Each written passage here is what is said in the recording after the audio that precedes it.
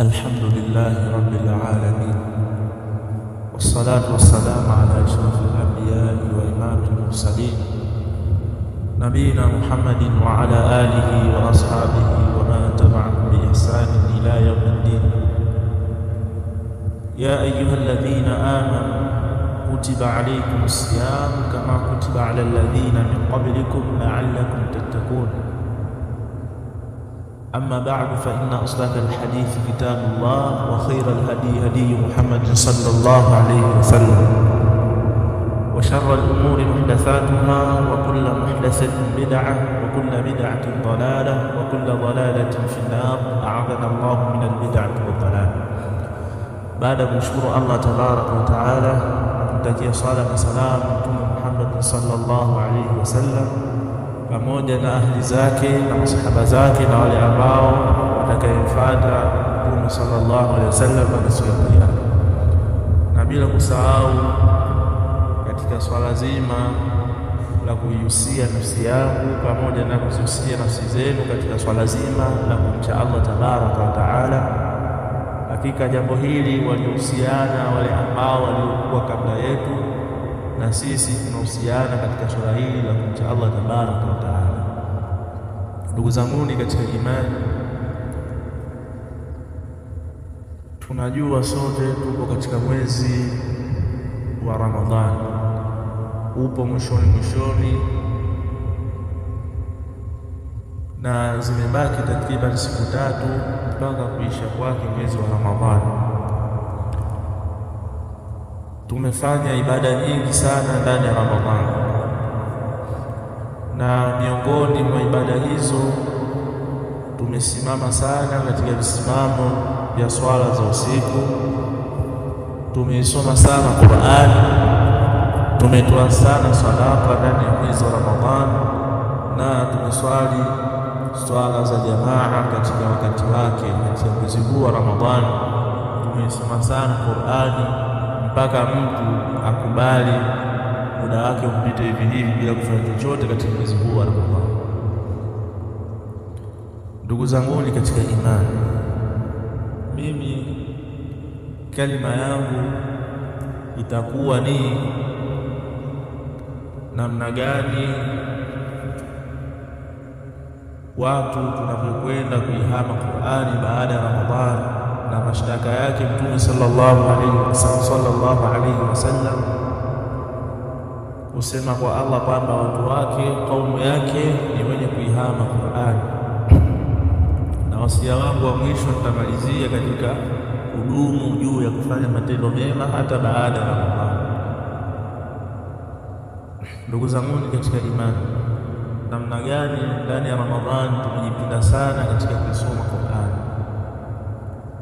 Je, Qur'ani hii ambayo tumeisoma ndani ya mwezi huu wa Ramadhani, je, tutaendelea nayo kuisoma hata baada ya Ramadhani?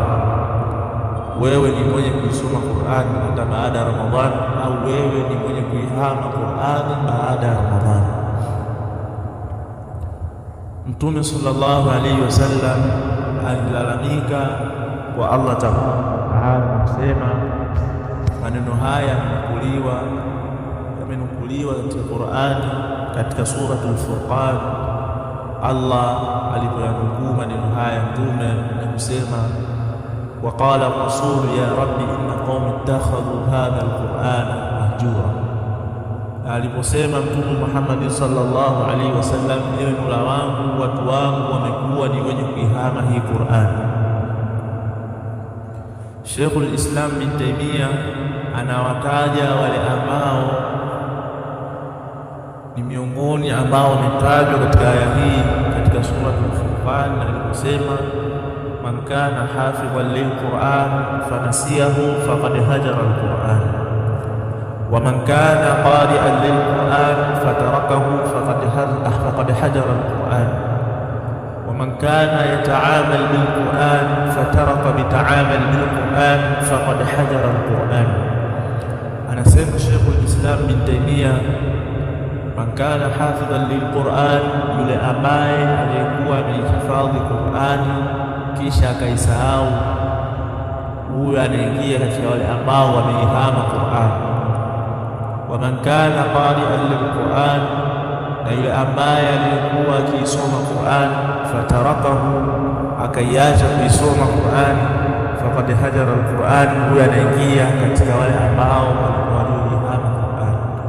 Kana kwamba Sheikhul Islam anatuambia hapa wale ambao waliokuwa wakisoma Qur'an ndani ya Ramadhani kisha wakaacha kuisoma Qur'ani baada ya Ramadhani, hawa wanaingia katika wale ambao wameihama Qur'an.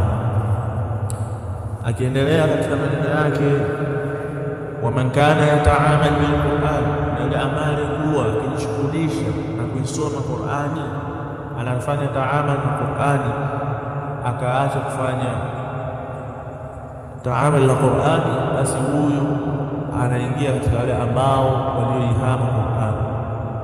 Wa ba'da Ramadhan nahjuru al-Qur'an, na baada ya Ramadhan ndugu zangu katika imani tunaihama Qur'an. Qur'ani inasomwa ndani ya Ramadhan, hata baada ya Ramadhan pia inasomwa. Isiwe ibada zetu tunazozifanya zikawa ni ndani ya Ramadhan na baada ya Ramadhan tunaziacha, bali katika miezi mingine tunatakiwa tusome Qur'an, na ndani ya Ramadhani tunatakiwa tuzidishe zaidi katika kusoma Qur'an. Kama Imam Shafi rahimahullah, namna gani alikuwa katika usomaji wake wa kusoma Qur'an. Alikuwa katika miezi mingine anahitimisha Qur'an kuisoma mara 30, anahitimisha katika kusoma Qur'an. Na inapoingia mwezi wa Ramadhani alikuwa anahitimisha kuisoma Qur'an mara 60. Kwa hiyo namna gani unaona kwamba ndani ya Ramadhani alikuwa anazidisha zaidi kuisoma Qur'an. Na tukiangalia katika miezi mingine au katika masiku mengine, namna gani Imam Shafi alikuwa anaendelea kusoma Qur'an, alikuwa isoma Qur'an ndani ya Ramadhani tu. Na kitu kingine, usiache kuisoma Qur'an, kwa sababu ukidumisha kuisoma Qur'an ndio itakuwa sababu ya Qur'an kuwa ni mwombezi wako siku ya Kiyama, kama alivyosema Mtume sallallahu alaihi wasallam katika vitu viwili ambavyo vitamwombea mja shafaa siku ya Kiyama. Alivyosema alayhi salatu wassalam, as-siyam wal Qur'an yashfa'ani lil 'abdi yawm al-qiyamah, funga na Qur'ani, vitu hivi viwili vitakuwa ni vyenye kumwombea shafaa mja siku ya Kiyama. Kwa hiyo ukidumisha katika vitu viwili hivi katika kuvifanya yani, basi jua utakuwa umepata waombezi wawili siku ya Kiyama. Ndugu zanguni katika imani, tudumu katika ibada ambazo tunazozifanya ndani ya mwezi wa Ramadhani huu, basi hata baada ya Ramadhani tuendelee nazo. Ama wasia wangu wa mwisho ni dawimu ala al-imani wattaqwa wal a'malu salih ba'da Ramadhan hatta akhir saa min hayatika. Dumu juu ya imani na uchamungu na kufanya matendo mema hata baada ya Ramadhani, mpaka mwisho wa maisha yako. Allah anasema wa'budu rabbaka hatta yatiyaka al-yaqin, muabudu Mola wako mpaka pale ambapo itakapokujia yaqini. Imani ambayo ulikuwa nayo ndani ya Ramadhani, imani hiyo unatakiwa uwe nayo hata baada ya Ramadhani, na uchamungu ambao unao ndani ya mwezi wa Ramadhani, uchamungu huo unatakiwa uwe nao hata baada ya Ramadhani.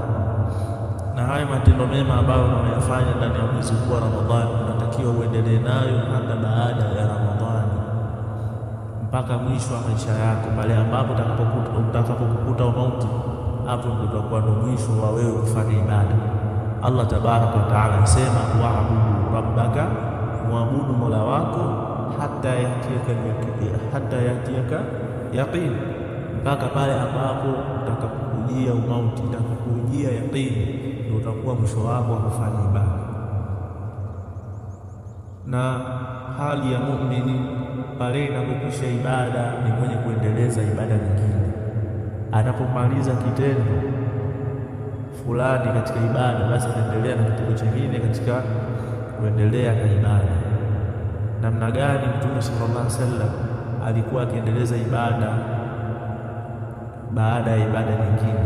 Na hivyo ndivyo ambavyo Allah tabaraka wa taala kumwambia Mtume sallallahu alaihi wasallam, fa idha faragta fansab, pindi unapomaliza ibada fulani endeleza ibada nyingine. Fa idha faragta fansab, pindi unapomaliza ibada fulani endeleza ibada nyingine. Qala al-mufassirun ay dawimu ala al-ibada ba'da al-ibada. Wanasema wafasiri, maana yake dumu juu ya ibada baada ya ibada nyingine. Kwa hiyo tunapomaliza ibada hizi ndani ya mwezi wa Ramadhani tuziendeleze, tunaendelea na ibada nyingine. Isiyo Ramadhani imekwisha basi ibada zimekwisha. Mimi kalima yangu ni hii kwa leo, na tunamwomba Allah tabaraka wa taala atukubalie funga zetu na atukubalie ibada zetu ambazo tumezifanya ndani ya mwezi huu wa Ramadhani, na tuendelee kufanya ibada hata baada ya Ramadhani, na Allah atuwafikishe tuwe miongoni mwa waja wake ambao ni wenye kukubaliwa matendo yao ndani ya mwezi wa Ramadhani.